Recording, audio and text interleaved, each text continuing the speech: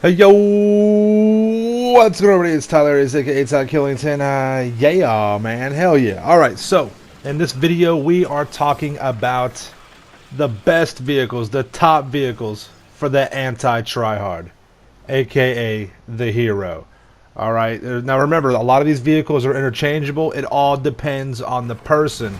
The vehicles are just the tools that we use.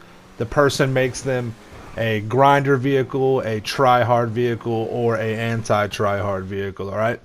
First up, the Stromberg, coming in at 3.185 million or 2,395,000, depending on whether or not you have the trade price. It is a little pricey, but there are a lot of good things that come along with this vehicle that do make it one of the best for anti-try-hard dealings. All right. Now, of course, you have the obvious. The Stromberg is a play off a James Bond car, okay? This thing is a hybrid. It's a car and it is a submarine. And that is sick. Being able to go in the water in this game was really only able to do with the Kraken. You could only get underwater with the Kraken or, diving and things like that.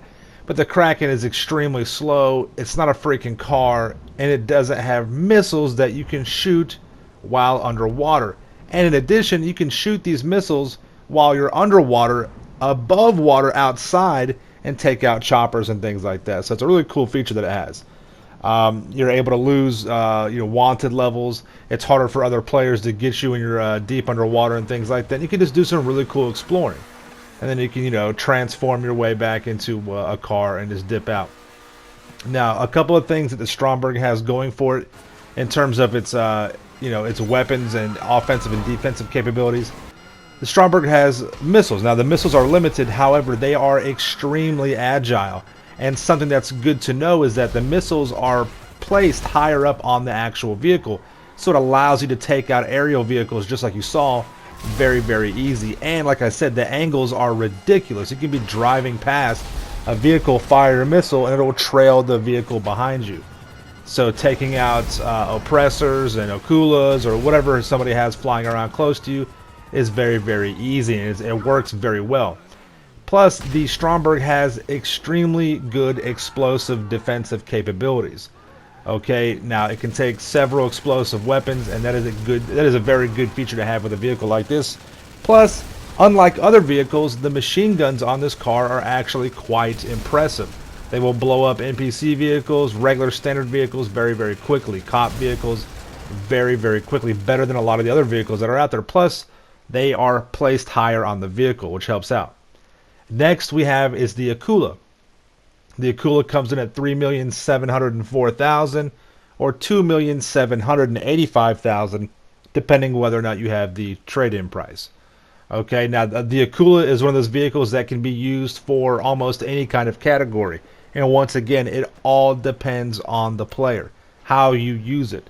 Okay, that's what I was talking about earlier in the video. It depends on how you use the tool, whether or not you're a douchebag, a money grinder, or a anti-tryhard. Okay, anti-douchebag. The AKULA is good. It has a stealth mode. You're not able to shoot the weapons, but when you go into stealth mode, you can hide around.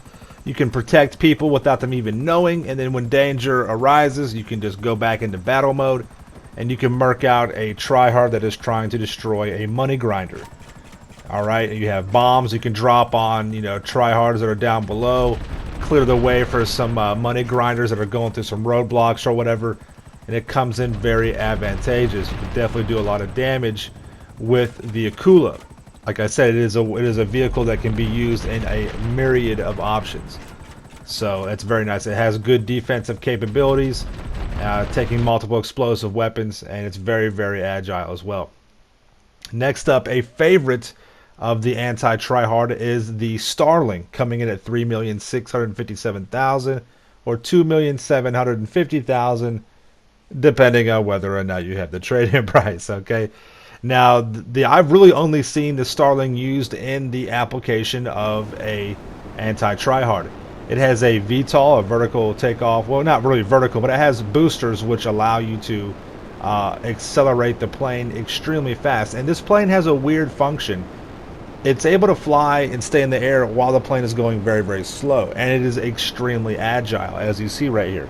It has decent machine guns, just regular machine guns, and it has missiles that can be fired without any kind of cooldown, which makes it very, very advantageous when you're turning inside the turn of a Hydra or a laser. You can keep them occupied with your missiles that you can just keep on spamming. It has great dive bombing capabilities. It's one thing that another vehicle on the list does not have, and we'll talk about that later. But you can dive bomb in because the plane is going much slower, pull up, and then use your booster to just get away much easier. It allows you to be much more agile in that sense. So that is very, very advantageous when you're coming in on a target directly above it and neutralizing them, because it's much easier for a target to shoot from the ground directly in the sky. Okay, it's very, very easy for you to be able to, go ahead or, kind of maneuver your way on top of their location and just dive right down in there. It's much, much easier that way. Plus, the Starling is quite durable. As you see right there, it can take some damage and keep on going. The Starling is very good for the anti-Tryhard, for aerial and ground enemies. Next up, we have the Vigilante. Now, the Vigilante coming in at 3,750,000. It's one of these vehicles that is I consider it an anti-Tryhard vehicle. A lot of other people do, simply because it's the damn Batmobile. But there are limitations with this vehicle, but a lot of folks do use it in terms of more so for kind of cosplay and things like that, for the whole hero and the anti-Tryhard type of player. Now, the Vigilante, one thing that it has going for it are the rockets. The rockets are extremely agile. Very, very agile, just like the Stromberg. It has a boost capability, which allows it to get around the map very, very quickly. You can dodge and get around a little bit easier than other vehicles. It has good ramming capability. However, the machine guns and the rockets are placed lower in the vehicle.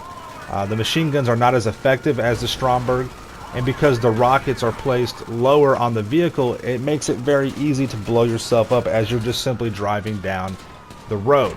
Unless you have a lock-on with a target, I would not recommend just free firing these. But once again, the rockets are very, very agile. However, if you do have an issue and you free fire a rocket, it only takes one explosive. That's a cool little feature right there. It only takes one explosive to destroy the Vigilante. So, you have to kind of take the good with the bad with this one. It's much more of a, show vehicle, but it does have some usage for being an anti-Tryhard vehicle, as you see right here, mainly being the agility of the rockets. But that's what happens because the rockets are placed so low on the vehicle. Next up is a favorite of the dogfighter, the PYRO. The PYRO is the best plane to use against Tryhards in lasers and Hydras, coming in at 4,455,000 or 3,350,000, depending on whether or not you have the trade price. Okay. The big thing with the PYRO is its agility. The handling on the PYRO allows it to be extremely agile. You can turn inside the turn of a Hydra or a laser with ease, allowing you to spam your rockets that do not have a cooldown time, or use the machine guns on the plane to down a Hydra or a laser quite easily.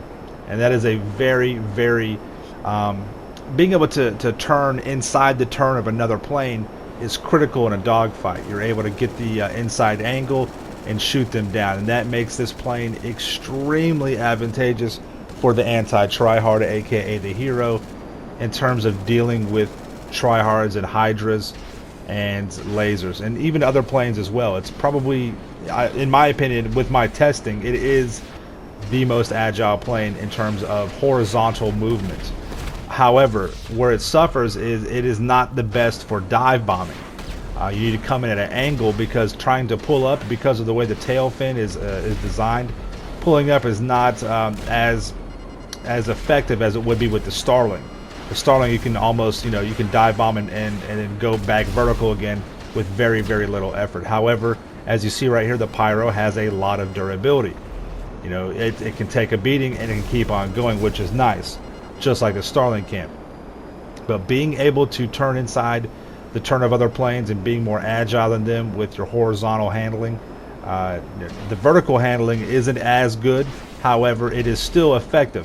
You just have to adjust your attack when it comes to dive bombing. You can't really come in at a sharp 90-degree perpendicular angle. You have to angle it a little bit more. and come in more of like at a 75. Now I hope this helped out. Make sure you guys subscribe to my channel for the illest and realest content in the game. If you have any questions, leave them in the comments down below. You guys know what to do, man. Stay dangerous. We'll see you in the next one. Peace out.